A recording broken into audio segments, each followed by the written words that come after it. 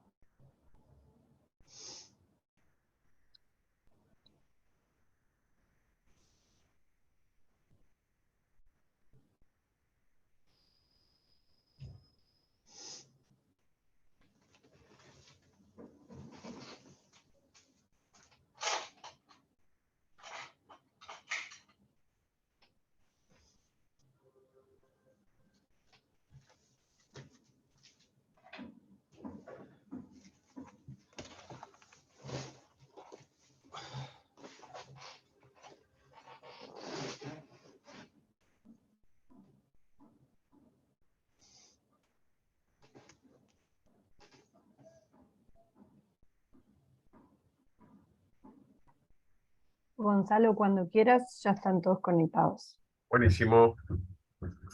Bueno, buenas tardes a todas y a todos. Muchas gracias por estar aquí presente en el cuarto encuentro y último de este ciclo que les hemos propuesto. Hoy vamos a contar con dos disertantes. El doctor Ojanesian, que es profesor de la facultad, y el licenciado Morales Rins, que también ha sido docente de la FADENA y de otras, que ya lo vamos a presentar, de otras casas de estudio. Bueno, yo les quiero agradecer porque se ha mantenido la participación a lo largo de estos 4 encuentros, y la verdad que entendemos que la lógica es abrir a la difusión de nuevas temáticas y relativas a la defensa nacional, e incentivar el debate desde el ámbito universitario sobre aquello que nos convoca a todos nosotros. Bueno, sin mayor preámbulo, voy a dar paso entonces a la presentación. No sé quién de los dos quiere comenzar, si Jerónimo o Fernando. Fernando. Perfecto. Bueno, Fernando Ojanesian, ustedes quienes lo han tenido de docente ya lo conocen, es doctor en Relaciones Internacionales de la Universidad de El Salvador, licenciado en Ciencia Política en la Universidad de Buenos Aires, es docente de nuestra facultad, ha sido docente en la Escuela de Guerra Conjunta, en la Escuela de Guerra Naval, es consultor en diversos organismos públicos y privados, ha escrito varios libros, entre ellos se destaca el último, Argentina y Brasil, del conflicto a la alianza estratégica, que en cierta medida es un poco la temática de la conferencia de hoy. Así que le doy la palabra a Fernando para que comience su presentación. Bueno, ¿se escucha correctamente? Gracias. Bueno, un poco la idea era este cierre con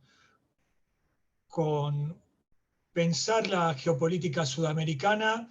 Obviamente lo hacemos desde una perspectiva argentina, desde una perspectiva, digo yo, conozuriana, y la idea es compartir un rato de pensamiento estratégico, de intercambio,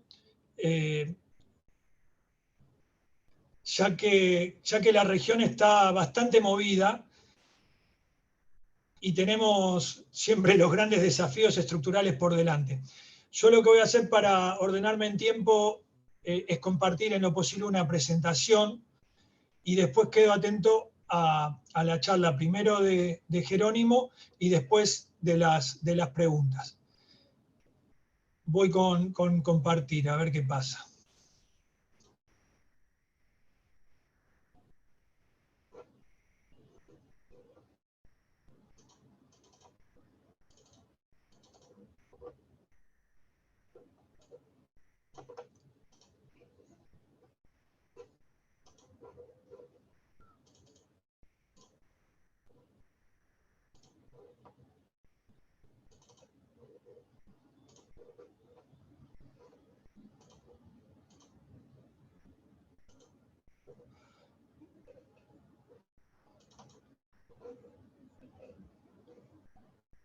Ahí estoy compartiendo.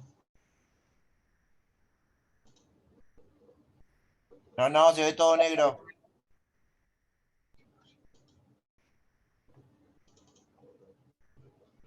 No escuché. No sale. No, Fer, todavía no se No ve. sale nada, profesor.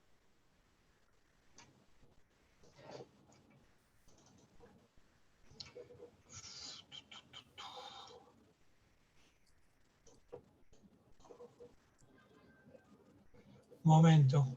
Estoy en un sistema que no manejo habitualmente.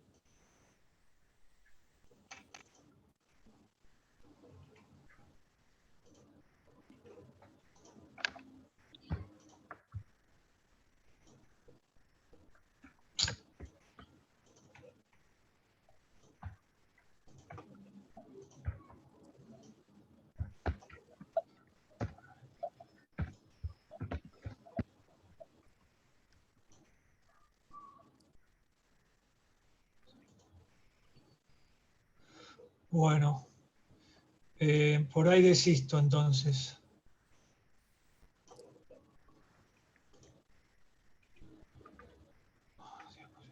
Se ve el mouse, Fernando, pero no se ve ningún tipo de imagen. ¿Ahí tampoco? Ahora no. No, Fer, por ahora. No, Fer, negativo, por ahora no se ve nada. Bueno. Qué raro, pues me sale dejar de compartir, pero bueno. ¿La cámara está filmando? Sí, se ve tu imagen, sí.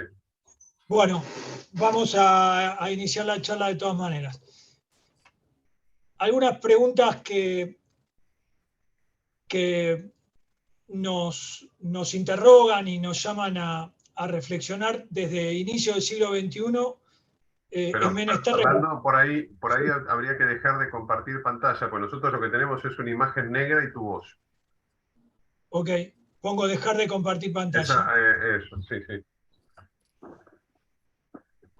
Bueno, ahí dejé de compartir, ¿puede ser? Sí, ahí se ve, perfecto.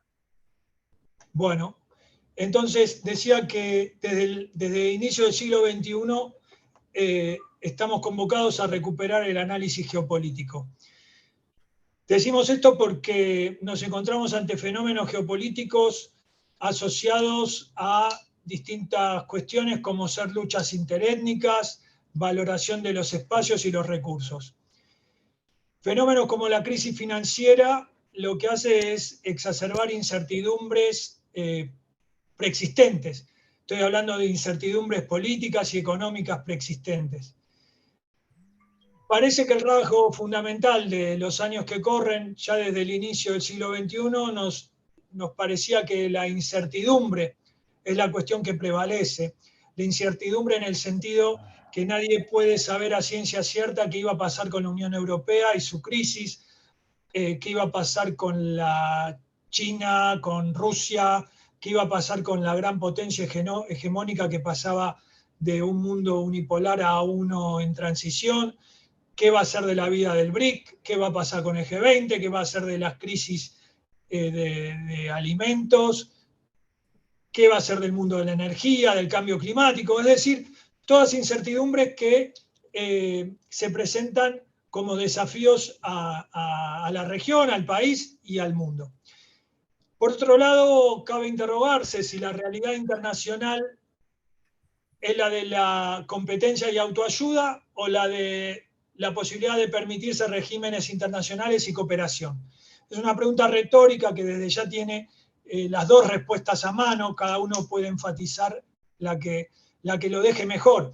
Es decir, en el mundo hay espacio para los regímenes internacionales, como ser el sistema del Tratado Antártico o la Convemar, pero también hay mucho del otro, del sálvese quien pueda, de la competencia del interés nacional privilegiado por sobre la posibilidad de generar encuentro de la diplomacia. Del mundo bipolar, que daba certidumbre, que daba cierto marco a las relaciones internacionales, se pasó a la globalización unipolar y uniformizante. ¿Y ahora qué viene? Estados Unidos se baja de la globalización, estamos ante un sistema multipolar. ¿Cómo se encara? ¿Cómo encara el sistema internacional lo que está aconteciendo? ¿Hay margen para un nuevo sistema internacional, es decir, para un nuevo orden mundial?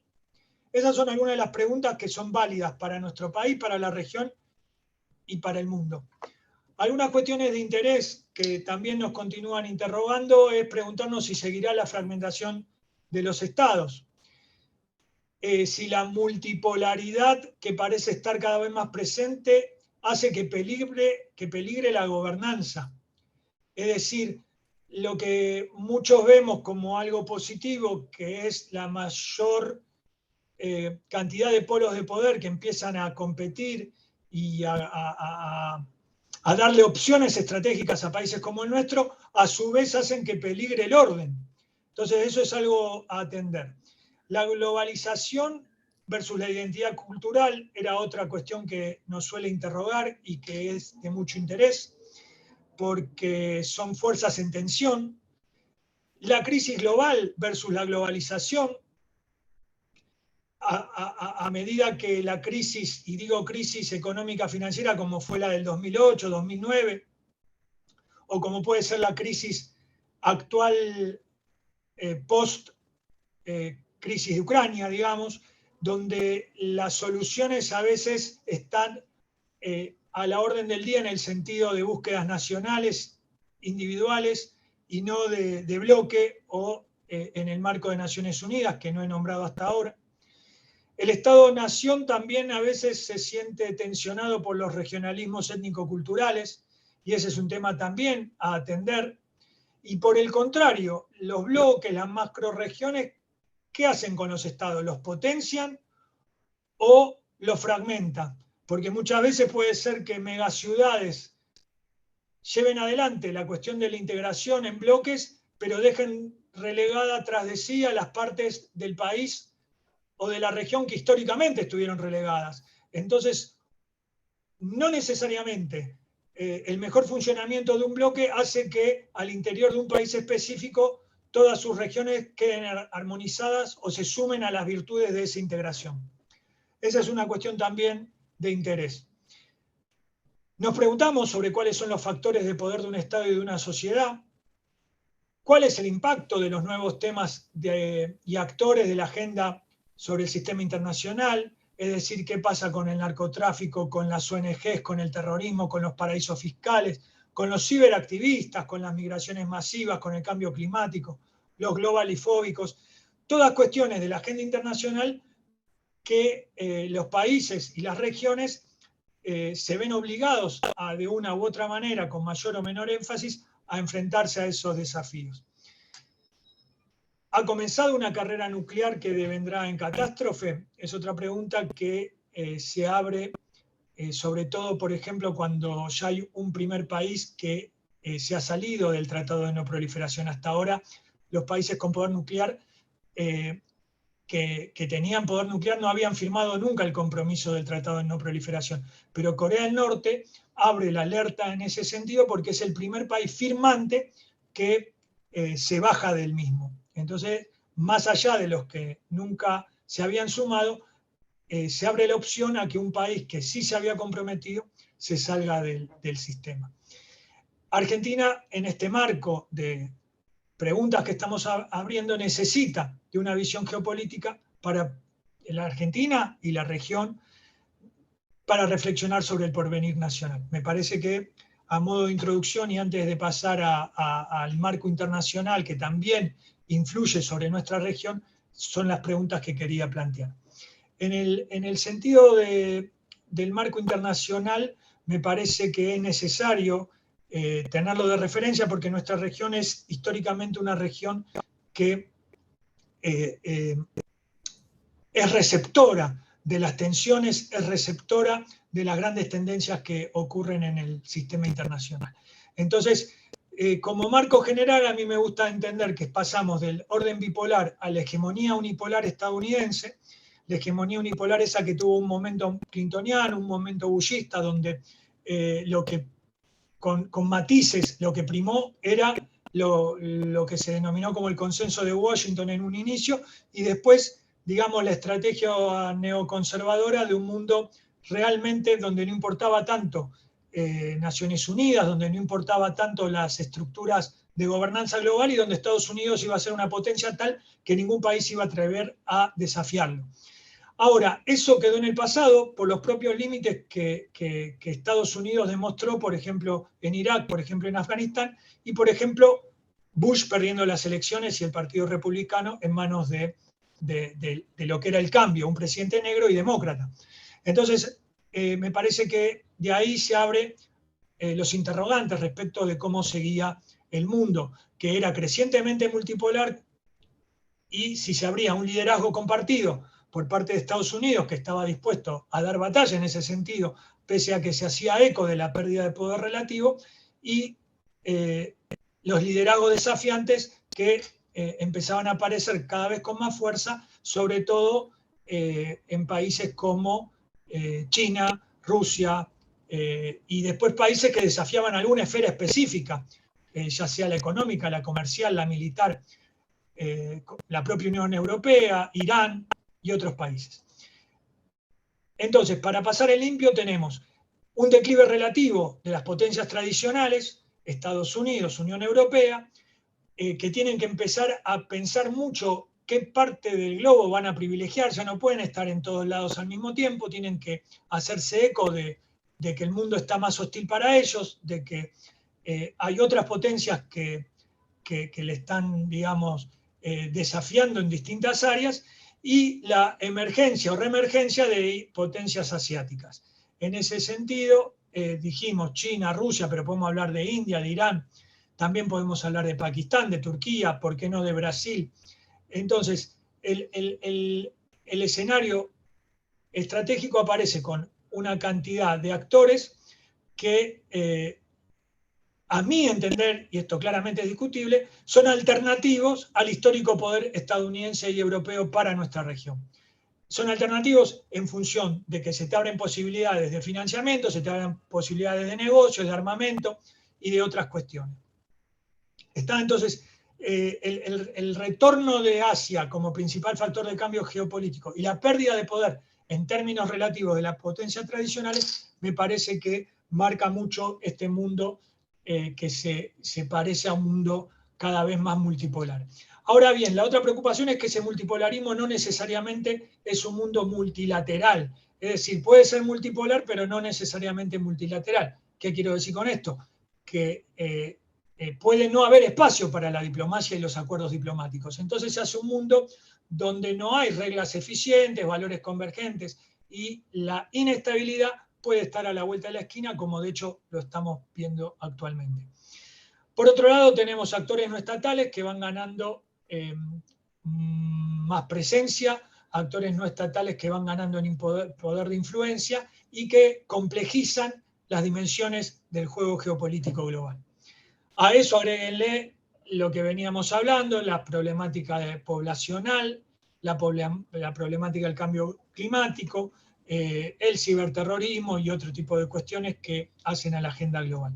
Lo que también me interesa señalar es cómo Estados Unidos adquirió ese poder nunca antes visto en la competencia entre los estados. Lo más claro y fácil de entender es que de los ámbitos de poder global, Estados Unidos se pudo preciar como la primera gran superpotencia en todos juntos al mismo tiempo. Estoy pensando en el ámbito militar, el económico, el tecnológico y el cultural. Entonces, fíjense que Estados Unidos logró ser la cabeza en cada uno de estos ámbitos. De esa combinación logró ser la gran superpotencia que finalmente empieza a verse recortada porque cada uno de estos ámbitos de poder aparecen potencias que lo complican, lo igualan o lo superan. La gran revolución que hizo Estados Unidos respecto a otras potencias y respecto de su propia debilidad que tenía que ver con sus importaciones netas de crudo, que por esos años de la época de Bush superaban el 50% de las necesidades externas. Hoy por hoy la gran revolución fue el tema del fracking, la posibilidad de que Estados Unidos se vuelva ya no dependiente de las importaciones de crudo externa y además hasta se convierta en un pequeño exportador neto. Entonces esta es una gran novedad en la competencia entre potencias, que esto ocurre ya, digamos, en los últimos 2-3 años, digamos, un proceso que se inicia desde el 2010, cada vez menos dependiente. La revolución del fracking hace que Estados Unidos recupere vida, recupere margen estratégico para hacer política en Eurasia. La competencia más importante entre las potencias, pese al escenario actual de guerra en Ucrania, la competencia de fondo más importante es la tensión entre China y Estados Unidos. Tiene que ver con el liderazgo global, tiene que ver con regiones específicas, tiene que ver también con la tecnología, por el liderazgo tecnológico. Ahí podemos pensar en los semiconductores, en el 5G, en la inteligencia artificial. Tiene que ver con la dimensión de la seguridad. Ahí podemos pensar en las vías marítimas, en Taiwán y en el tejido de alianzas en distintas regiones, especialmente en la del Indo-Pacífico. Y tiene que ver con el comercio, y especialmente con el gran déficit que tiene Estados Unidos respecto del comercio con China. Digamos que esas son las principales dimensiones de la puja de fondo entre Estados Unidos y China. Para ir bajando de la cuestión internacional, algunas cuestiones que hacen a la problemática mundial, podemos pensar, por un lado, que la tensión China-estadounidense también tiene el capítulo de alianza por conveniencia, de alianza estratégica pragmática entre Rusia y China como contrapeso a la hegemonía que intentó implantar Estados Unidos y que yo creo que empezó a colapsar a partir justamente de los años 2007, 2008, 2009. Otra cuestión importante es el tema de la población creciente a nivel mundial y el planeta decreciente en función de cómo los humanos tratamos al planeta. Eso me parece que es una preocupación que hay que seguirla y hay que ver cómo evoluciona la población. Para que tengan una idea, históricamente en las últimas décadas, cada 12 años se sumaban algo así como 100 millones de habitantes. Es decir, por año, digamos, cada 12 años 1.000 millones de habitantes. 1.000 millones cada 12 años es un número de referencia. Hoy ese crecimiento se frenó un poco, pero la cuestión es que el crecimiento poblacional, pese a que se frenó un poco, continúa tensionando el espacio, tensionando los recursos, en un mundo que no solo mantiene los stocks, digamos, de alimento o los stocks de agua potable, sino que por el contrario aparece muy estresado el tema hídrico, por ejemplo, para citar un solo ejemplo, y entonces uno puede superponer las capas de los mapas de tensión sobre el crecimiento poblacional, por ejemplo, en la región de India y China, y ver a su vez la tensión hídrica en esa misma región del mundo. Entonces aparecen alarmas de mucho peso ante nuestros ojos. Cuando hablamos de crisis financiera que toca al mundo y repercute sobre todos los escenarios regionales, estamos hablando de estancamientos o de crecimientos de PBI, estamos hablando de aumento de desempleo, estamos hablando de caída de inversión, de hundimiento del consumo, de ofertas de crédito inferior al crédito que se necesita, y un impacto diferenciado. Digamos, no en todas las regiones pasa esto al mismo tiempo, con la misma intensidad. Y entonces hay ganadores y perdedores dependiendo de quién haya sido el menos afectado.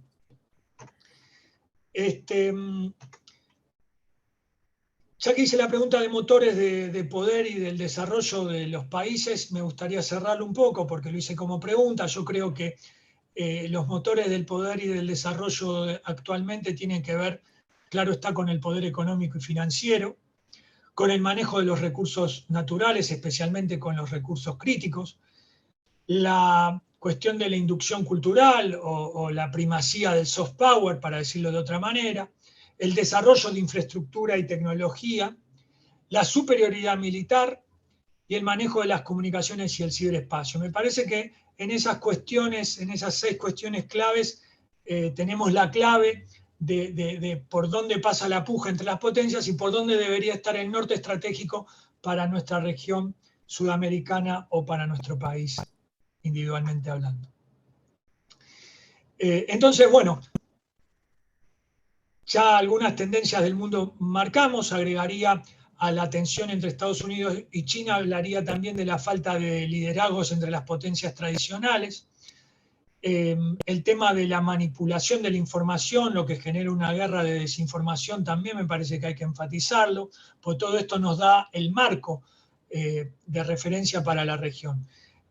Después tenemos también la cuestión de la competencia por los recursos estratégicos, que está a la orden del día, la utilización de la ciencia como herramienta que permite ampliar la libertad estratégica, me parece que ese es un gran tema. Después temas sofisticados como son la militarización creciente del espacio exterior y el no acuerdo en las cuestiones del cambio climático. A veces parece que está más a mano tener armas antisatélites que hacer un acuerdo por darle un respiro a los ecosistemas mundiales, digamos. Otra cuestión es que esta cuestión de la cultura globalizante occidental ha encontrado mucho freno, digamos, especialmente en Medio Oriente, en América, en algunas partes de América y en Asia Oriental. Por otro lado, también hablaría del problema que es mundial, el de la concentración de la riqueza, el tema de la exclusión de una quinta parte de la población mundial como una preocupación que debe ser mucho más atendida, y el tema de la ocupación o el intento de ocupación de los espacios semivacíos, habida cuenta que los espacios están ocupados, el hombre pone el ojo tanto en los nuevos espacios que nos abre la dimensión tecnológica, como ser el nanoespacio, el ultraespacio, y los espacios geográficos vacíos, como ser, digamos, el polo norte, el polo sur y digamos, la profundidad marina o el alta mar, como también una cuestión a tener en cuenta. Entonces, ¿cómo nos metemos con todo esto en América del Sur? Yo diría, también me preocupa la unidad analítica, ¿no? Yo digo América del Sur porque hay que decir algo, pero también me preocupa cuál es la unidad base, porque también me gustaría decir Mercosur, me gustaría decir UNASUR, me gustaría decir algo que todos sepamos de qué estamos hablando y que sea algo que tiene vitalidad. Entonces, la pregunta de fondo es, bueno, si hay algo que es el subcontinente sudamericano, ¿eso de por sí es una entidad válida, político-estratégica? Entonces tengo mis dudas.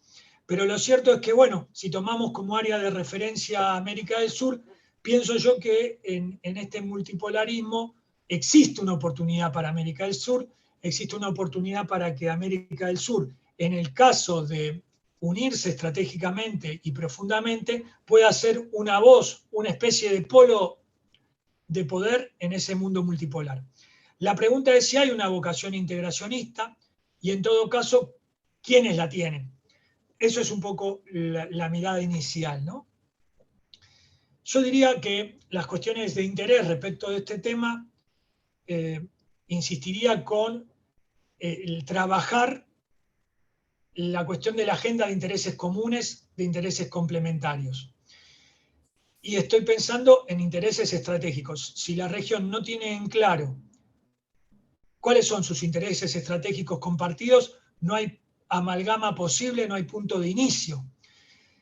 La idea de soluciones propias a problemas propios también es una idea que a mí me seduce, que me parece que nos da o nos permitiría cierta autonomía relativa respecto de las potencias tradicionales, que son las que históricamente pesaron en la región.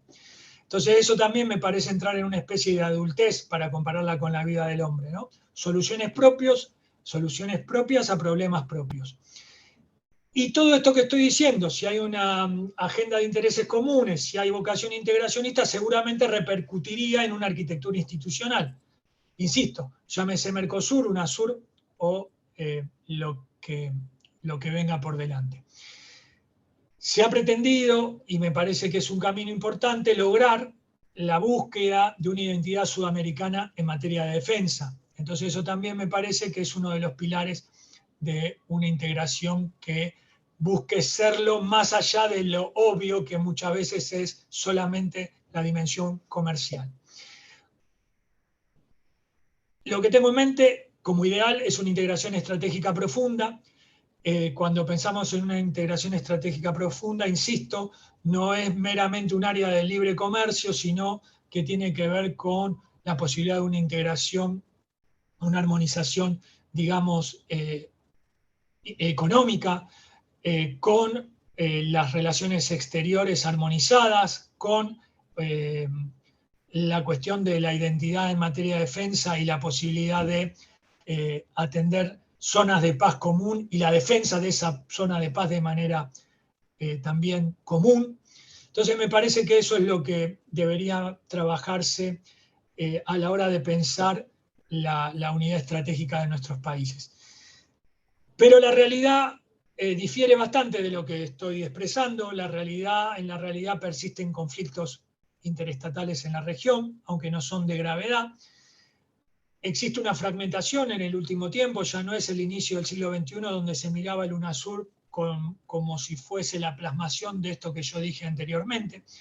La fragmentación es fruto justamente de la integración inconclusa, de la integración postergada, de las diferencias respecto del relacionamiento externo, cómo plantarnos ante terceras potencias, lo que debería ser mucho más armónico entre nuestros países realmente no lo es. Persiste desconfianza y falta, digo yo, de compromiso político. Porque en definitiva, si existiese compromiso político, lucidez respecto a los intereses estratégicos, todo lo demás se va ajustando. En definitiva, creo que esta cuestión de cómo encuentro el escenario estratégico actual fragmentado, con persistencia de conflicto y desconfianza, lo que hace ni más ni menos es favorecer las condiciones históricas de dependencia económica y financiera, reproducir la asimetría científico y tecnológica que nos precede. Digamos, si hay algo clave en este mundo es que las potencias van a seguir siendo potencias en la medida que mantengan la brecha tecnológica respecto de las terceras potencias. Entonces, eso es una cuestión clave. Entonces, de esta manera, con esta fragmentación y sin lineamientos estratégicos comunes, lo que hacemos es retroalimentar el rol dominante que ejercieron y ejercen sobre nuestra región las potencias y organismos internacionales. Esa es una cuestión que es lo que, de alguna manera, está ocurriendo actualmente. Ahora bien, también vale la pena decir, lástima no tengo los gráficos y el mapa, pero había un arco, el arco del Pacífico, que normalmente era el arco más promercado y más, digamos, amable con la inserción estadounidense, con la histórica inserción y el predominio estadounidense en Latinoamérica, diría, ¿no? El arco que iba desde México, pasando por el Caribe y que, digamos, las costas del Pacífico con Colombia, Perú, Chile sobre todo, y eso era, digamos, esa cuenca del Pacífico, los países más amigables con el mercado y con el predominio estadounidense. Si se puede caracterizar eso, era lo que pasaba sobre todo desde inicio del siglo XXI. Y ahora se dio la novedad que en cada uno de esos países, digamos que ganaron formaciones progresistas. Estoy pensando en México, en Colombia, en Perú, en Chile. Es una novedad muy fuerte y toda junta, que entonces me parece que amerita una mirada, amerita la posibilidad de cambio y supongo Estados Unidos debe estar mirando con mucha preocupación cuando antes sus mejores alumnos eran Colombia, Perú, Chile, México. Hoy todos esos países han ganado gobernantes que tienen una agenda distinta a la, digamos, que se privilegiaba en los últimos años.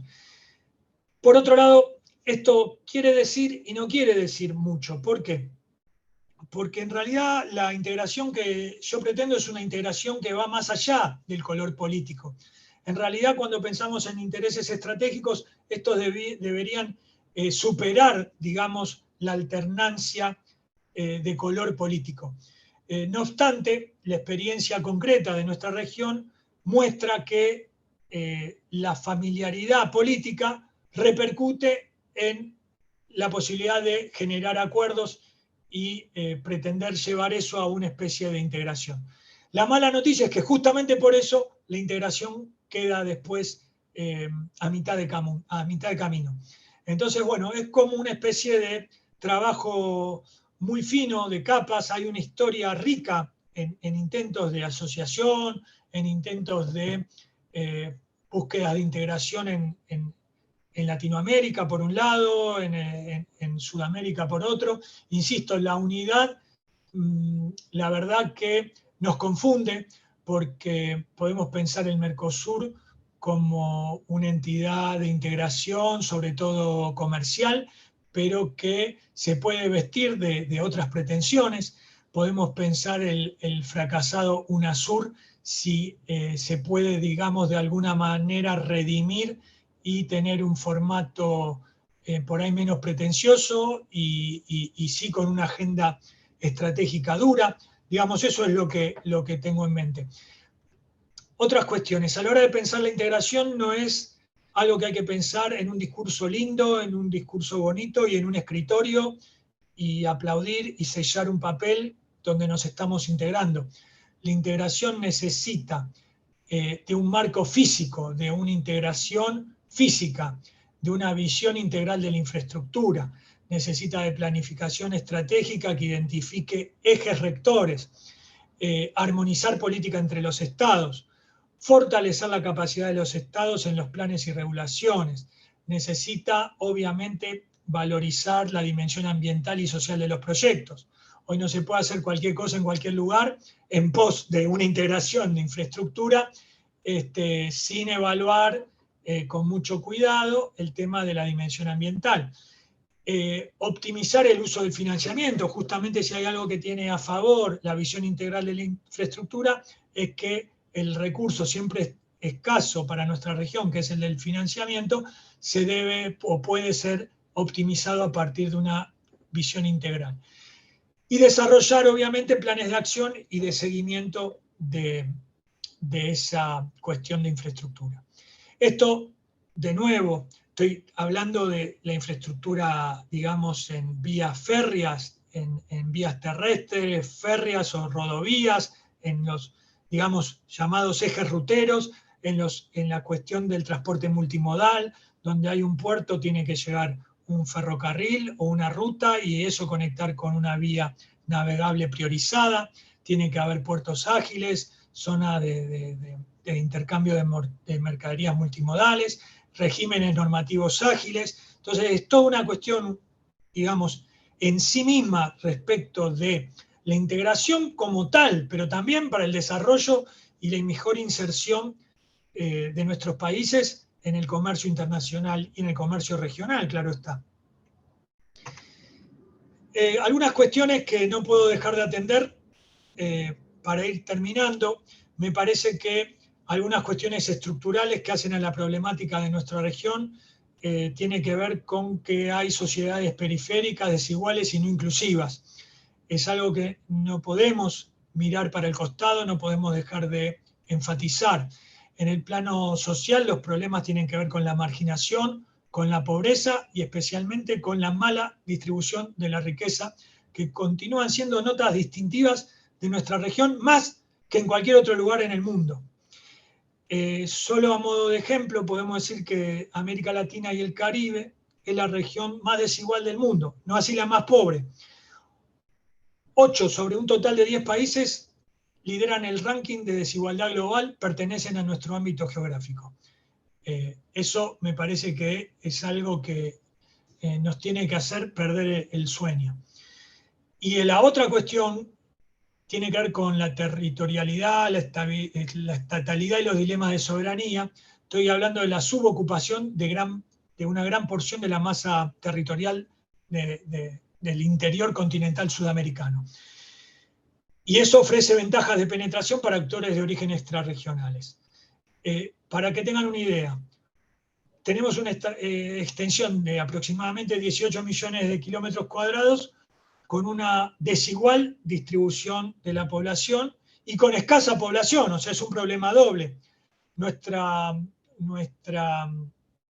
habitantes por kilómetro cuadrado sugiere el número de 24 habitantes por kilómetro cuadrado, es decir, 440 millones de habitantes en Sudamérica respecto a 18 millones de kilómetros cuadrados. Nos da 24 habitantes por kilómetros cuadrados. Solo para tener una comparación, una idea de referencia, Europa tiene 110 habitantes por kilómetro cuadrado. Entonces, eso también es una alarma. La falta de población y la mala distribución es un doble problema estructural de nuestro continente americano. Algunas consideraciones finales. Me parece que hay que cambiar la fragmentación por proyecto común. Para eso se necesita mucha claridad y mucho trabajo en armonizar intereses estratégicos compartidos. Para que nos vaya bien, hay un doble problema. Tenemos que salvarnos de nuestra propia desinteligencia, tenemos que ganar en lucidez estratégica y además tenemos que atender y evitar el accionar externo, porque muchas veces nos plantean que nuestra región es como intrascendente estratégicamente para las potencias. Sin embargo, si bien es cierto que nuestra región suele ser menos importante en la agenda priorizada de las grandes potencias, sin embargo, se ve permanentemente su interés por las cuestiones que ocurren en nuestra región. Además, no se olviden que no hay que poner solo la mirada sobre los actores estatales, sino también sobre los actores no estatales. Entonces ahí tenemos un doble problema, porque tenés el accionar estratégico de los actores estatales y el accionar más encubierto, muchas veces y velado, de actores no estatales, ya sea regionales o extrarregionales, que atienden sus propios intereses y que muchas veces no van de la mano del interés estratégico nacional.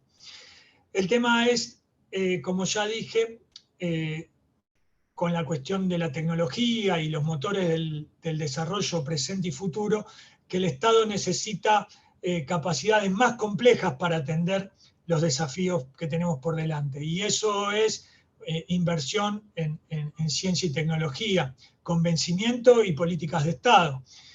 Atender la cuestión de la desigual distribución del ingreso me parece clave. Entiendo, para terminar, que hay una gran potencialidad regional subaprovechada. Cuando pienso esto, pienso en los recursos, pienso en la biodiversidad, pienso en agua potable, pienso en cuestiones energéticas en todas sus variedades.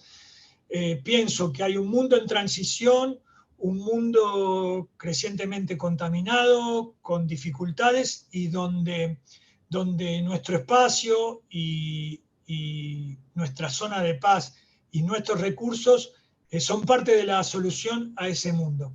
Entonces está en nosotros atenderlo, cuidarlo sustentablemente y con la lucidez estratégica para, en mi modo de ver, ganar autonomía y, por qué no, ser un polo de poder, al menos no en el sentido ofensivo, sino en un sentido de poder determinar nuestro propio futuro sin tener que pedir permiso.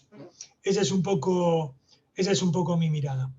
Quedo atento y espero no haber sido demasiado extenso. Muchas gracias, Fernando. Ahora, bueno, abriste muchos temas. Vamos a darle la palabra primero a Jerónimo y después, sí, aprovecho el entretiempo para decirles, como señalaron por el chat, que indiquen quienes están presentes para el certificado y que vayan formulando sus consultas en el chat de la sala, así después al final damos un espacio de intercambio con los expositores. Bueno, ahora vamos a contar con la exposición de Jerónimo Morales Rins. Él es docente de grado y posgrado en la Universidad Austral acá en Buenos Aires. Es experto en estrategia y defensa. Se ha desempeñado en el Poder Ejecutivo Nacional y en el Poder Legislativo como experto en el área de defensa, en el Ejecutivo, tanto en el Ministerio como en Jefatura de Gabinete. Así que, sin más preámbulos, Jerónimo, el micrófono, la palabra es tuya. Bueno, muchas gracias por la invitación a las autoridades de la universidad, Gonzalo como anfitrión y Fernando como colega para compartir ideas. Y bueno, y muchas gracias a todos los presentes porque estos temas que nos apasionan siempre son interesantes e importantes de compartir, porque bueno, un poco el desafío siempre es poder difundir estas ideas y construir consensos al respecto de qué es lo que podemos hacer. Bueno, yo como contaba con que Fernando iba a dar un panorama amplio y extenso, y un poco para no superponernos, yo lo que traté de hacer es focalizar en algunos temas un poco más específicos, y tratar de tirar algunas puntas y algunos ejemplos de la geopolítica en qué nos puede ayudar para el proceso de toma de decisiones. Así que bueno, más o menos 20 minutos, ¿tendré 25, Gonzalo? Sí, por favor, sí, claro que Bueno, sí. vos cantame cuando falten 5 más o menos como para no pasar. Dale. Pero espero hablar 20, así dejamos tiempo para preguntas, para el diálogo, que creo que siempre es lo más interesante. Entonces, un poquito el esquema de lo que yo voy a tratar de contarles hoy es un poquito cuáles me parece que son las prioridades para la Argentina, muy breve, no voy a hacer nada original. Algunos tips de, me parece, el contexto internacional, hacia dónde está evolucionando, y sobre todo, bueno, empezar a delinear algunas cuestiones vinculadas con una propuesta o algo medianamente operativo para Argentina y para la región en algún punto. Entonces, bueno, muy rápidamente, digamos, ¿cuáles son los desafíos para la Argentina? Digamos? Entonces, una agenda geopolítica para la Argentina siempre tiene que partir de nuestras necesidades, de nuestros desafíos. Entonces, brevemente, digamos, los desafíos de la Argentina, todos los conocemos, no voy a ser originales, pero digamos, podríamos hablar del tema de la pobreza, 37% de los argentinos pobres, en un país que no es pobre, prácticamente un tercio de los argentinos vive mal. Ese es el primer gran desafío y creo que ahí estamos todos de acuerdo. Segundo gran desafío, que creo que es un desafío que no es estructural de la Argentina, pero sí es una emergencia en el corto y mediano plazo, es el problema del endeudamiento. Argentina tiene un problema financiero muy significativo, no es un país muy endeudado, pero es un país que no es consistente en su trayectoria financiera y básicamente no estamos insertos en las corrientes de inversión extranjera, y eso nos tiene contra las cuerdas con el financiamiento, que en otros países es algo de rutina, nosotros vivimos penando para llegar a fin de mes. Y tercero, un poquito hablar del tema de la restricción externa, ¿no? Que este tema de que estamos hablando tan seguido últimamente, el problema de la falta de dólares para el desarrollo sustentable de la Argentina. Entonces después vamos a volver a estos temas. Entonces, ¿cuáles serían las prioridades? Desarrollo sostenible, estabilidad macro, seguridad. Ahora, ¿cuáles serían, digamos, si nosotros pensamos alguna construcción en la Argentina de algún consenso estratégico, digamos. Si tuviéramos que poner en un símbolo o en un número el desafío de la Argentina, más allá de lo que mencioné, digamos, de la pobreza, digamos, de un país más equitativo, más justo, que le dé un nivel de vida razonable a todos los argentinos, yo creo que un gran ejemplo de esto es el tema del riesgo país, ¿no? Este número que todos los días estamos mirando. Argentina está hoy era 2.857 puntos, es el riesgo país de la Argentina. ¿Qué significa 2.857 puntos? Que son 28 puntos para prestarle dinero a la Argentina. Los inversores reclaman 28 puntos por encima de la tasa que le dan al gobierno de Estados Unidos. En dólares, anualmente. 28% anual en dólares. Para dar una punta de referencia, Brasil, el riesgo país es 257. Tenemos más de 10 veces el riesgo país de Brasil. Entonces, en un país capitalista, ¿no? La tasa de interés es el precio del capital, es absolutamente imposible pensar en un desarrollo razonable con estas tasas de riesgo país. Yo creo que un acuerdo estratégico que tiene que hacer la Argentina de todos los partidos políticos es bajar esta tasa, bajar este riesgo país de 2.800 puntos, que es algo absolutamente ridículo, no tiene paralelo en la región este riesgo país, y es un enorme obstáculo no solo para que el Estado financie su deuda, que es el principal obstáculo, pero también le pone un piso al crédito para las empresas y para los particulares. Y como sabemos, el capitalismo tiene virtudes y defectos. Una de sus pocas virtudes es el crédito. Entonces, la Argentina justamente, los particulares y las empresas no tienen crédito porque a estos valores es suicida tomar crédito, endeudarse. Entonces, la Argentina, con estas tasas de riesgo país, nos quedamos afuera de uno de los beneficios del capitalismo, que es la circulación del crédito, algo bastante básico. Muy bien, entonces, ¿cuál es el desafío estratégico para ponerlo en una frase? Bueno, que Argentina pueda insertarse exitosamente, ¿no?, en los flujos internacionales de inversión directa, una de las claves del desarrollo, el comercio, la tecnología y el financiamiento. Esto como una frase general, vamos a ir punto por punto. Argentina, que cuenta con la enorme ventaja de no ser un país pobre, somos un país subdesarrollado. A mí la definición de subdesarrollo es que no tiene recursos para el desarrollo, sino que no logra ponerlos a producir, no los logra poner en potencia, esa potencia no la logra construir como una capacidad concreta y real cada año. Entonces, básicamente, para pasar muy rápidamente una vista a lo que Fernando examinó con mucho detalle y abriendo muchas ventanas, ¿no? Entonces, para poner foco en 2 o 3 cuestiones. Desde el punto de vista argentino siempre, ¿no? Entonces, bueno, la primera cuestión que perjudica a la Argentina en el contexto global es que hay una crisis de la gobernanza global muy significativa, ¿no? Con respecto a hace 5 años nada más, o sea, nada en términos históricos. Hace 5 años, 10 años, hablábamos con mucha confianza de la apuesta argentina por el multilateralismo y la apuesta a un mundo basado en reglas de juego, ¿no? Basado en el derecho internacional, basado en instituciones.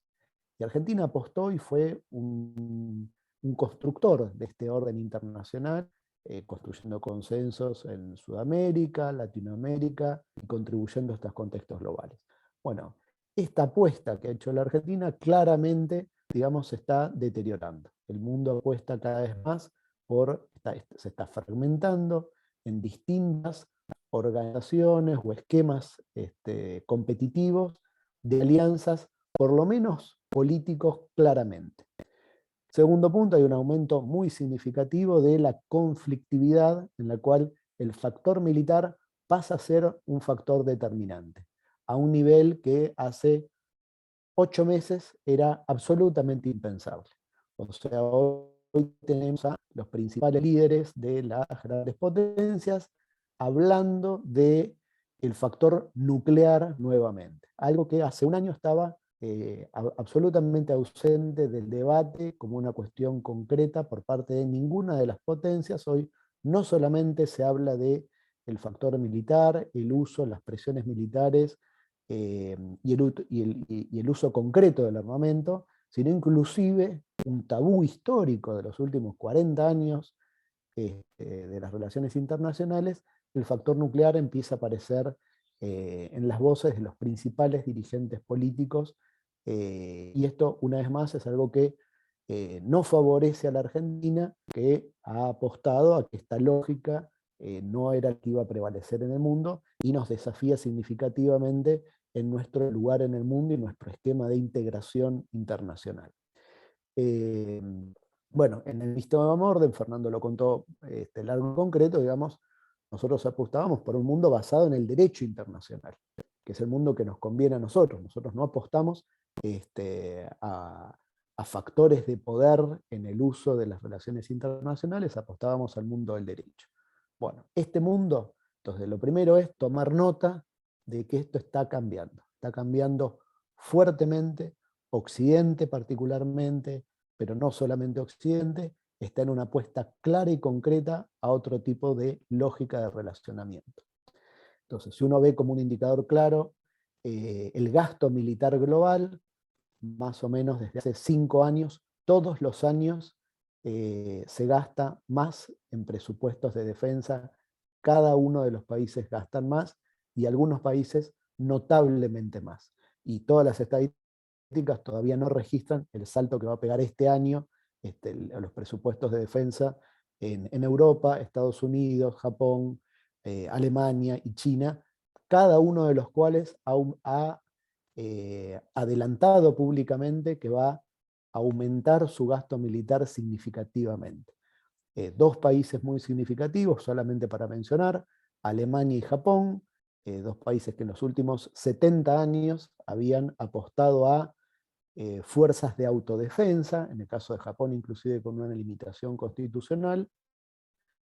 Hoy, digamos, en estos últimos meses, han hecho proclamas públicas de aumentos significativos en sus presupuestos de defensa a los efectos de compensar un entorno que identifican cada vez más agresivo y amenazante en el corto plazo, ¿no? Y no estamos hablando de los países más cercanos, digamos, a el conflicto entre Rusia y Ucrania, que también están multiplicando sus presupuestos. Polonia avisó que va a duplicar el tamaño de su ejército en los próximos 6 meses, ¿no? Entonces, están pasando cosas muy significativas en el plano militar. Podríamos hablar largo de este tema, pero no me quiero extender, después lo podemos ver si hay un interés. Bueno, entonces frente a este contexto, que ahora vamos a volver al contexto internacional, digamos que son las reglas de juego que se están construyendo, cómo nos paramos en la región, cómo se encuentra la región. Esto también lo contó Fernando, digamos muy brevemente. Lo que me parece importante para destacar es esta dolorosa dificultad que tenemos para construir consensos. Consensos políticos, consensos económicos, consensos comerciales. Entonces, esta empatía latinoamericana en la cual todos somos, digamos, abogados, tenemos una enorme dificultad para hacerla operativa en instituciones y acuerdos concretos.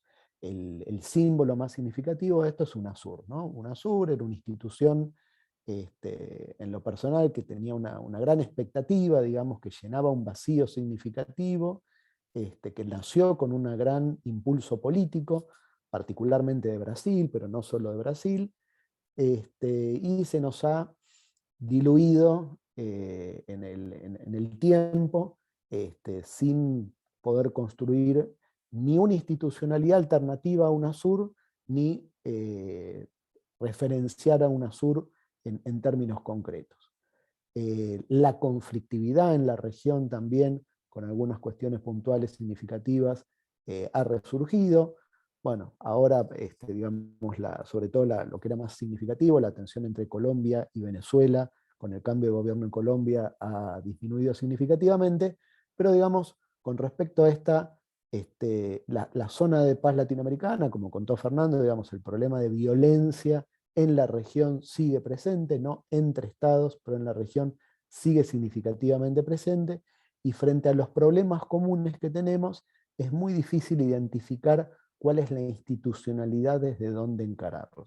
¿no? Entonces no es la OEA, no es Mercosur, no es UNASUR, bueno, el TIAR, tenemos varias instituciones regionales con mucha historia, en la cual encontramos dificultades concretas para hacer acuerdos regionales.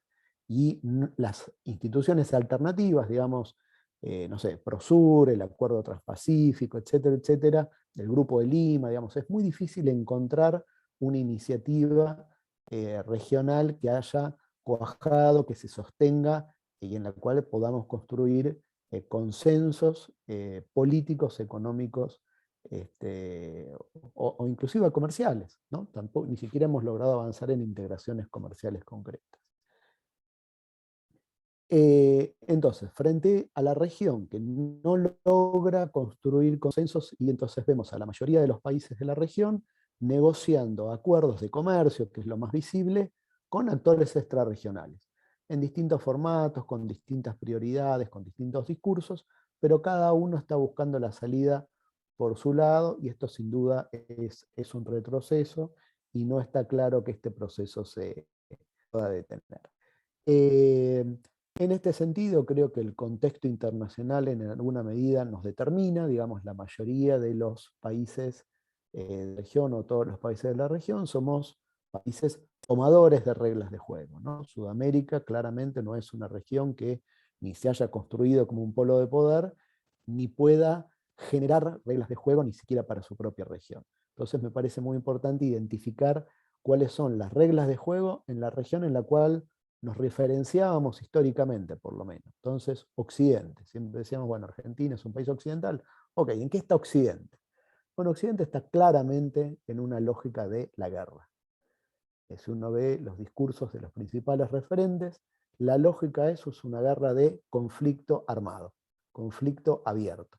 Hemos pasado de la competencia entre grandes potencias a una praxis del conflicto armado indirecto, ¿no? A través de un proxy como es Ucrania, e inclusive de un conflicto abierto con China. Si uno ve las últimas declaraciones, ve la estrategia de seguridad nacional que ha publicado Estados Unidos hace una semana, es sorprendente cómo, digamos, no solamente Rusia está en una categoría de enemigo, prácticamente, digamos, con muy pocas sutilezas al respecto, sino que China está en esta misma categoría, para Estados Unidos y para Europa, ¿no?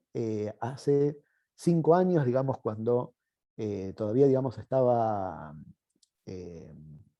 Trump, digamos, había un conflicto significativo entre la lógica que quería imponer Estados Unidos versus la lógica de Europa.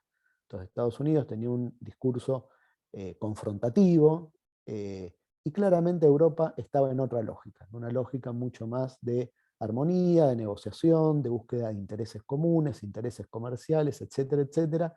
Ustedes recuerdan un momento en el cual inclusive varios países de la Unión Europea se adhirieron a la franja de la seda con China, ¿no? Entonces era posible jugar con Estados Unidos y con China al mismo tiempo, y Europa no veía un conflicto, y obviamente llevarse bien con Rusia, llevarse bien con China y llevarse bien con Estados Unidos, y Trump estaba bastante aislado en su discurso confrontativo. Bueno, esa etapa de Estados Unidos aislado en esa lógica confrontativa, por la violencia de los hechos, digamos, ha cambiado significativamente. Entonces hoy vemos el discurso de la mayoría de los líderes europeos y hay una armonía significativa con la mirada estratégica de Estados Unidos. Les recomiendo el discurso que dio Josep Borrell hace una semana, el que es digamos, el ministro de la Unión Europea para Asuntos Exteriores. Entonces le dio un discurso a los embajadores de la Unión Europea en otros países, y utilizó un término que a mí me parece muy significativo. Habló de la weaponization of everything, ¿no? La utilización de armamento como armamento de todo. Y dio ejemplos de migraciones, energía, comercio, inversión, flujo de información y tecnología. Entonces, que el responsable de Asuntos Exteriores de la Unión Europea hable en estos términos es un cambio estratégico muy significativo, que entonces ya no es solamente Estados Unidos la que está en esta lógica de el conflicto y la utilización de todas las armas económicas, la vinculación estrecha de las herramientas económicas con la lógica militar, la lógica del conflicto. Entonces ahora Europa y países europeos están claramente en esta lógica dedicados a pensar al mundo en estos términos. ¿Por qué es relevante esto? Bueno, porque son nuestros interlocutores históricos. Entonces nuestros interlocutores históricos están pensando el mundo en términos de guerra, términos de amigo-enemigo. Yo creo que esto interpela significativamente a países como la Argentina, en las cuales son ajenos a esta lógica, pero nosotros no ponemos las reglas de juego.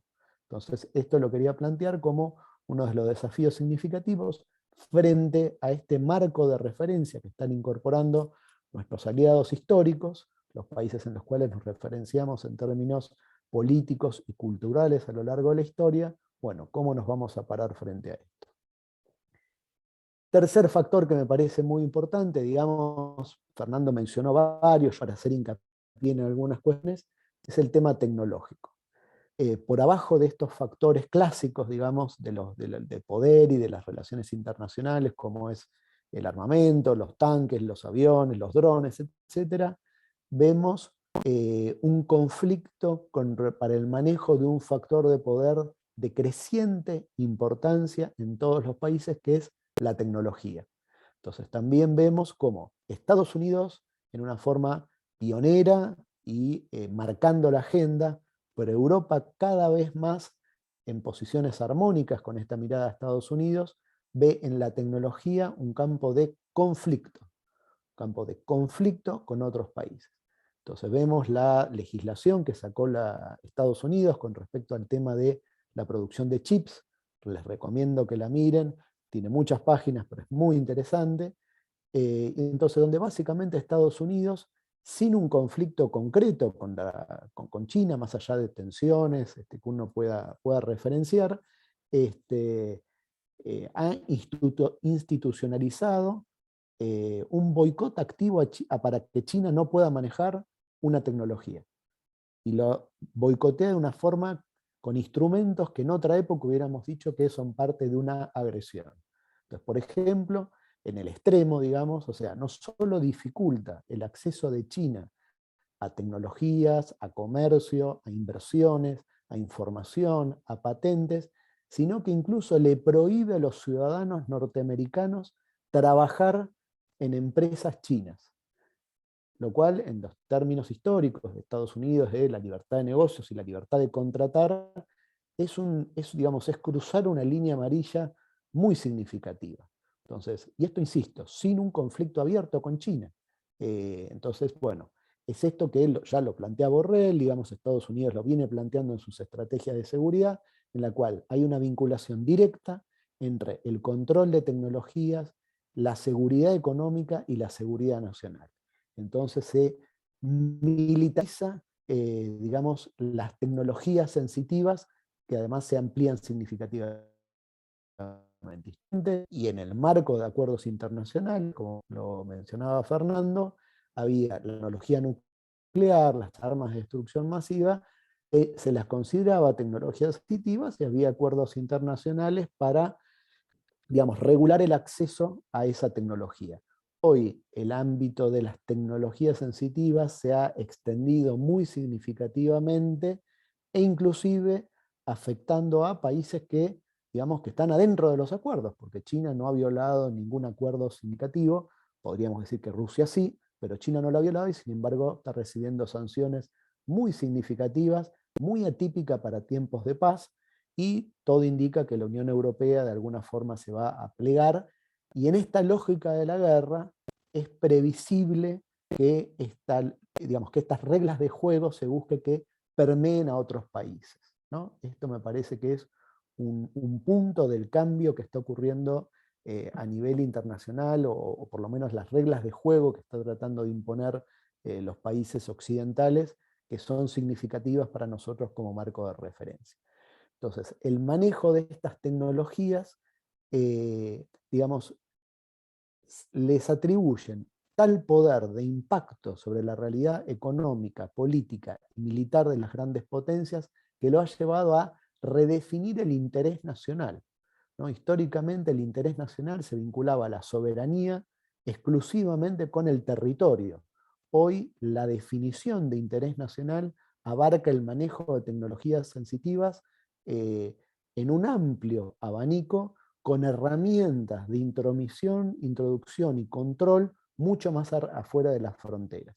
Y esto está llevando a vincular, Europa lo ha hecho en un documento público, vincular la soberanía con el manejo de la tecnología. Entonces Europa está buscando, o estaba buscando, ¿no? Ahora veremos cómo lo redefine, su propia autonomía tecnológica, ¿no? Un término que, digamos, se planteaba en la literatura latinoamericana de los 70, ¿no? Buscar la autonomía tecnológica.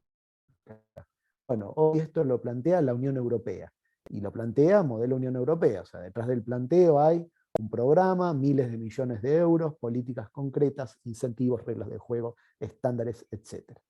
Entonces, bueno, el mundo occidental va en esta dirección, y esto nos va a interpelar, digamos, son los países con los cuales históricamente Argentina ha compartido intereses, Argentina y la región, ¿no? Siempre nos hemos definido como países occidentales. ¿Cuáles son las consecuencias en el mundo de la economía de estas tendencias que vienen de la política, vienen del conflicto armado?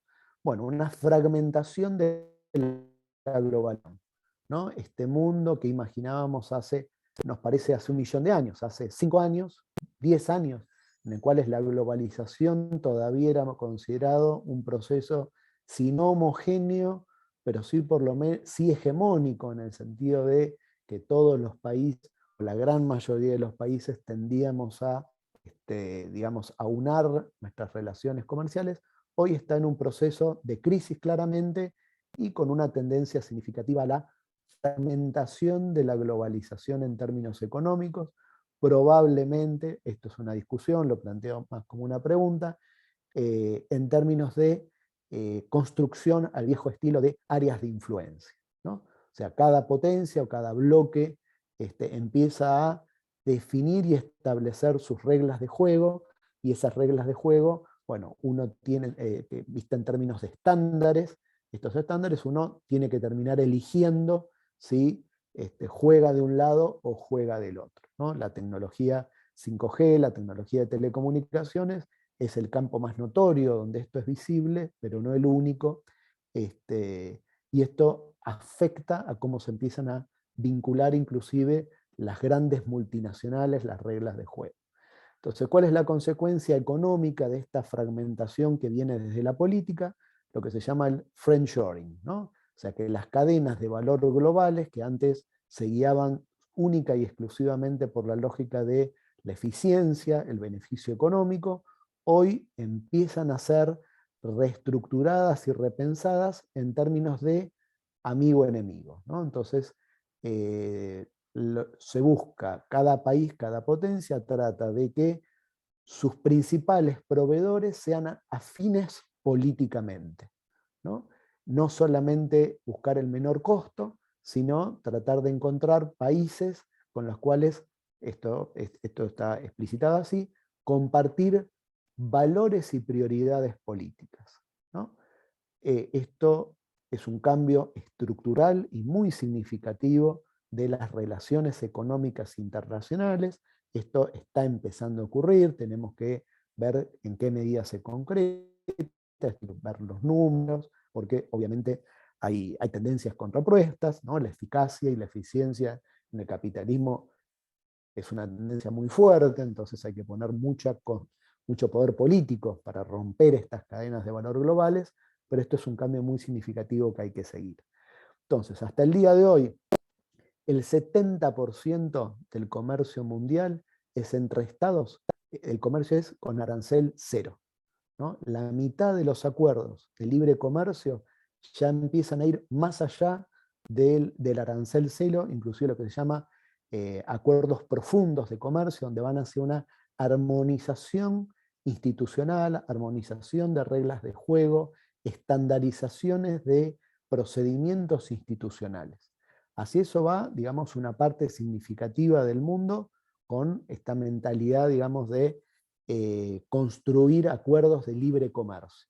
Entonces, frente a este escenario en el cual tenemos el 70% del comercio es entre países que han acordado libre comercio, y el 70% no es el mismo, digamos, es otro corte. El 70% del comercio mundial simultáneamente es entre multinacionales, o sea, entre empresas que comercian dentro de su grupo económico. Bueno, Argentina, frente a este escenario, digamos, Argentina, el Mercosur, Brasil, está aislado de esta realidad.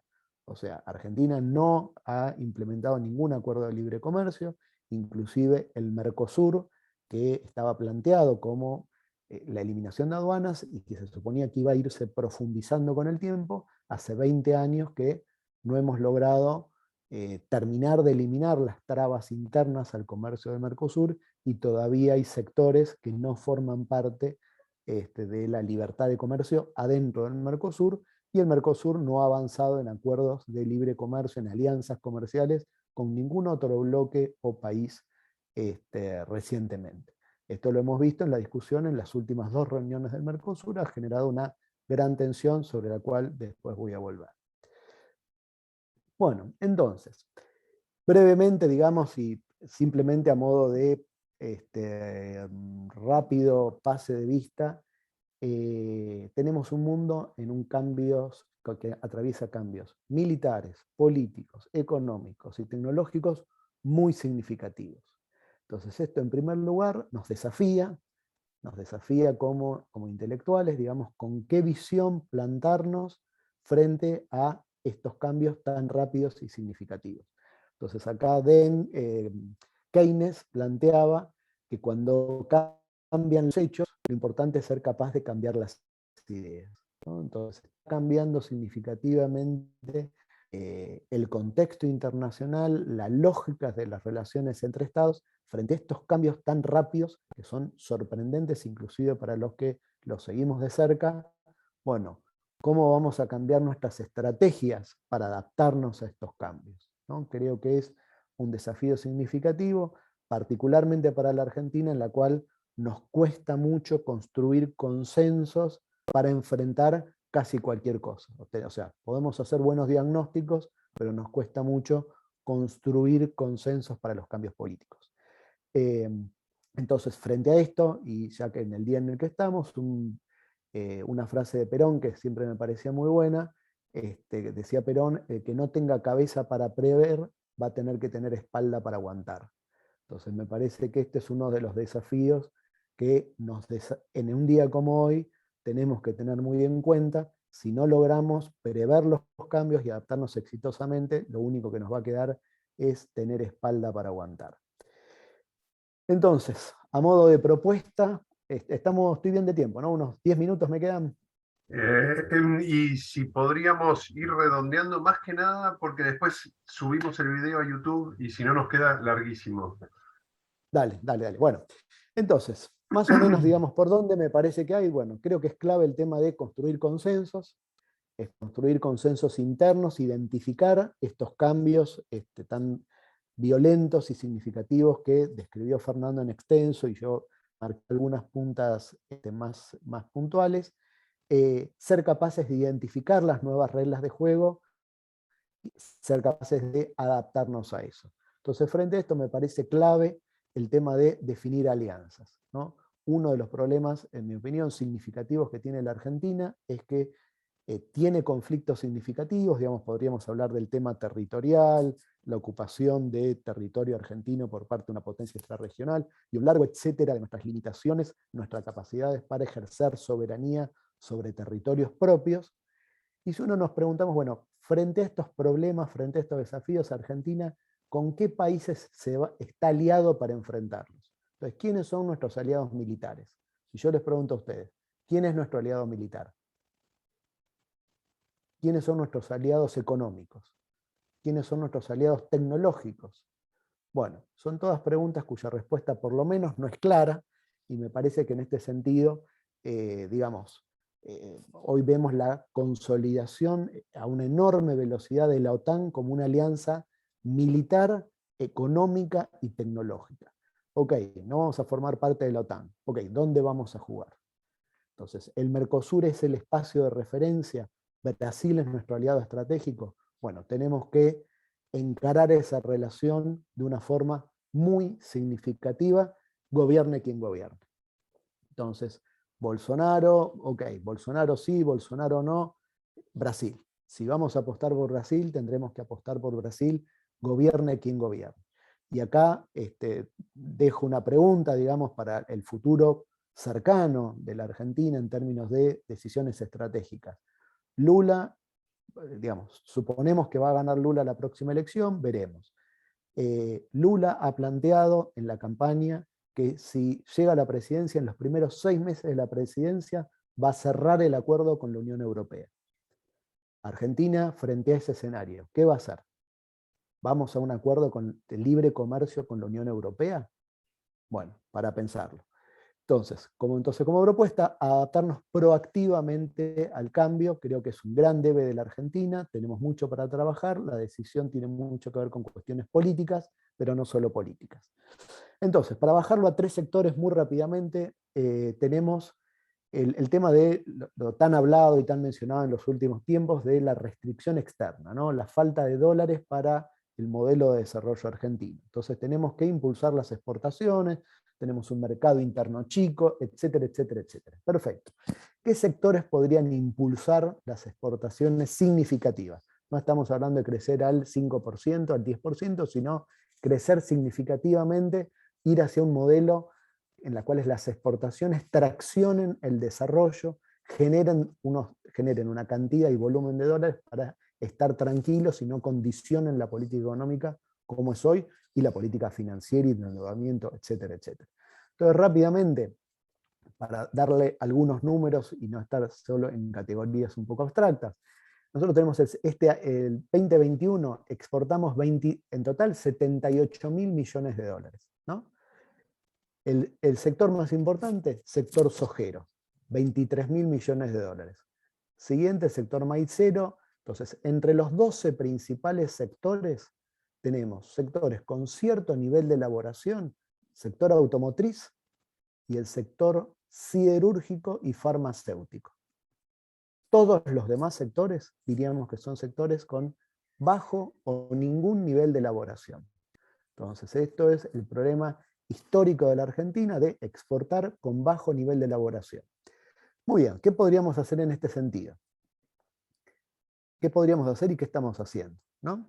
Bueno, entonces, por ejemplo, tenemos la minería. Argentina exportó el año pasado básicamente oro y plata, fíjense, unos 3.000 millones de dólares. Para darles un paralelo, Chile, país con el cual compartimos la misma cordillera, ¿no? O sea, una formación geológicamente, la misma formación geológica. Bueno, Chile en el mismo año exportó 56.000 millones de dólares. Nosotros 3.000, Chile 56.000 millones de dólares. Y esto no tiene que ver con que del lado argentino haya ninguna dificultad estructural, ni que la geología sea diferente, inclusive del lado argentino hay mejor infraestructura, digamos, por una cuestión, digamos, tenemos planicies para sacarla, es relativamente más fácil. ¿Qué pasaría si Argentina solamente logra la mitad del desarrollo minero chileno? Estamos hablando de 30.000 millones de dólares de exportaciones más cada año. Fíjense qué diferente sería la vida de nuestro sufrido ministro de Economía si por año nos entraran 30.000 millones de dólares más con la minería exclusivamente. Yo voy a tomar como ejemplo 3 sectores: minería, petróleo y gas y servicios basados en el conocimiento, que simultáneamente son los 3 sectores que mejores sueldos pagan de la Argentina. Entonces, cuando hablamos de desarrollo, no solamente estamos hablando de generar dólares en términos de exportaciones, sino también de pagar buenos sueldos. Petróleo y gas. Ustedes todos habrán escuchado el tema del gasoducto de Neuquén a Bahía Blanca. Entonces, YPF firmó un acuerdo con una empresa malaya, Petronas, para hacer una planta de gas licuado.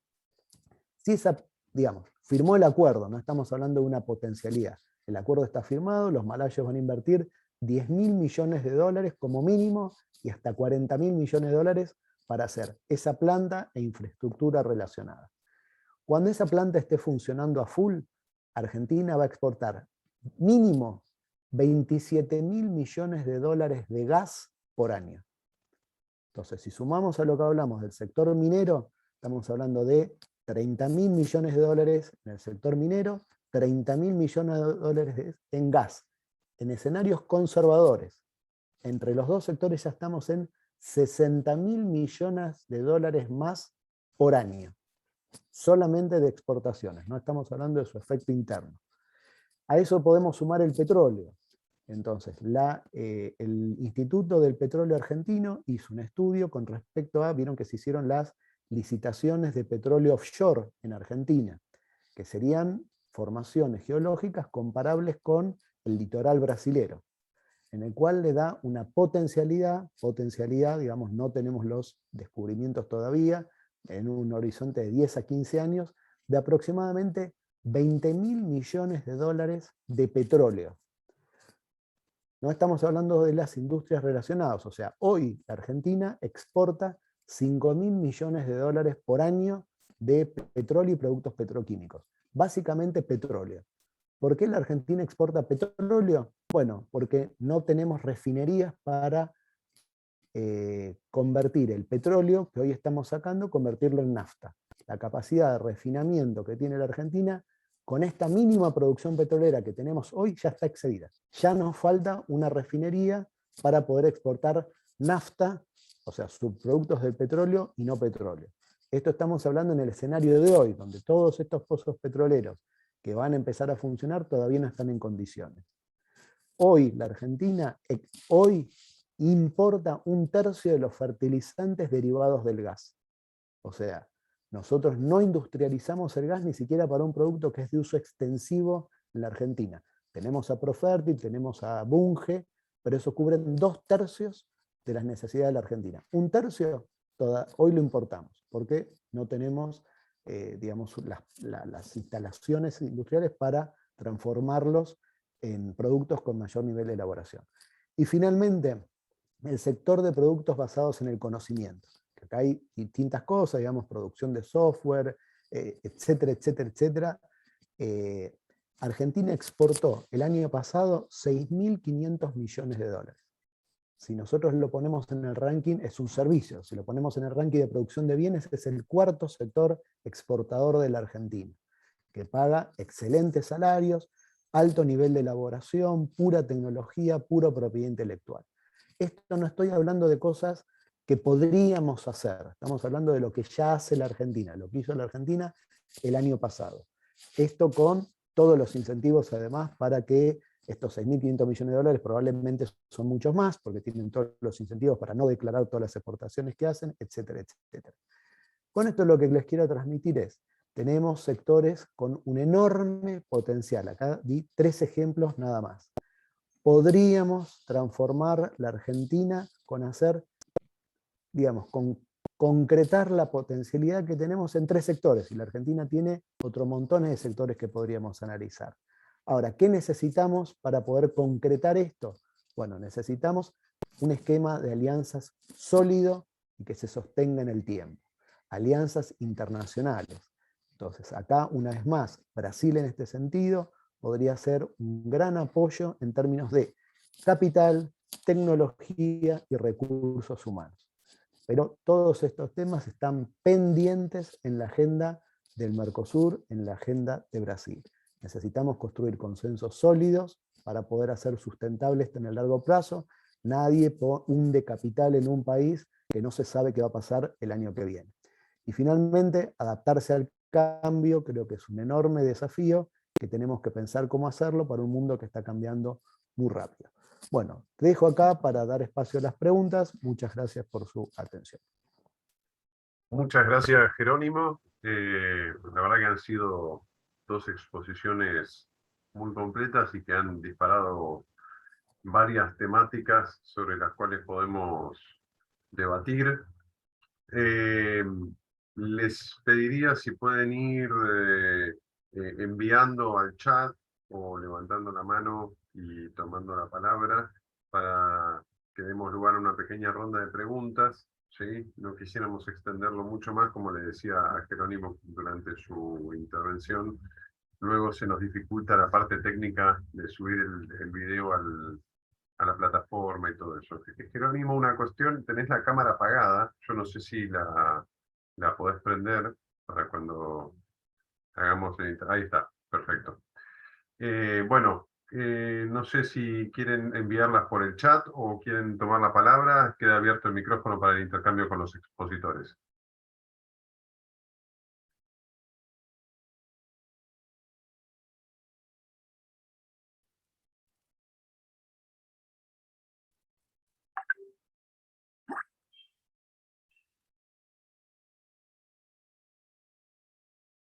Bueno, si no hay preguntas, les propongo hacer como un pequeño intercambio final. La verdad que han sido, yo tomé nota de ambas exposiciones.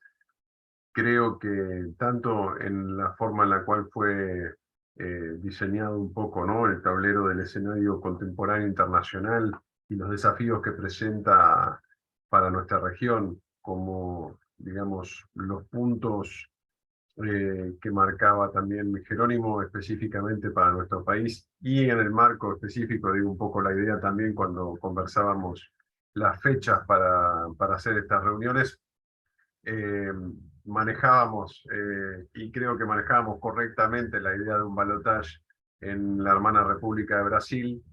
En este momento, digamos, es interesante pensar los desafíos estratégicos que tiene nuestra región, en particular los tres que señalaba Jerónimo: pobreza, endeudamiento y restricción externa, en un marco regional en el cual nos presenta ciertos espacios comunes.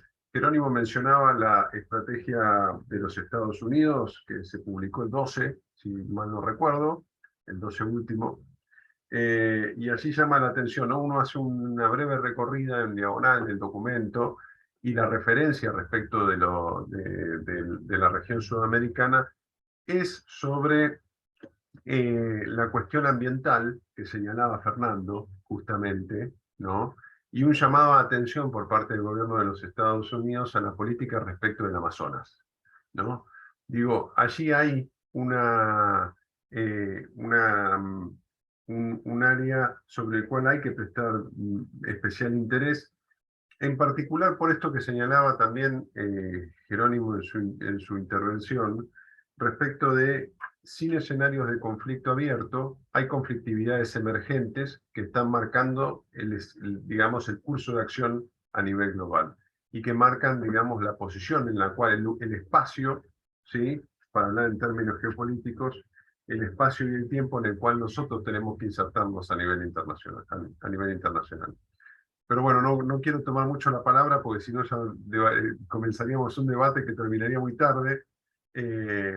Así que si no hay intervenciones en el chat, yo le agradecería nuevamente a ambos expositores. Ha sido muy rica sus participaciones. Insisto, creo que esto puede ser muy perfectamente el puntapié para un conjunto de conferencias sobre la temática geopolítica y los desafíos estratégicos para nuestra región de cara al 2023. Así que queda hecho el convite para ambos dos, también para quienes están participando acá de la actividad. Les agradecemos nuevamente que participen de estas actividades de nuestra facultad. Le agradezco muchísimo a Milena, que está haciendo el backup técnico de la actividad. Y bueno, los despido. Van a tener su certificación a quienes estuvieron presentes, y los invito ya a seguir nuestras actividades en las redes sociales de la facultad. Muchísimas gracias. Gracias, Gonzalo. Gracias, Fer.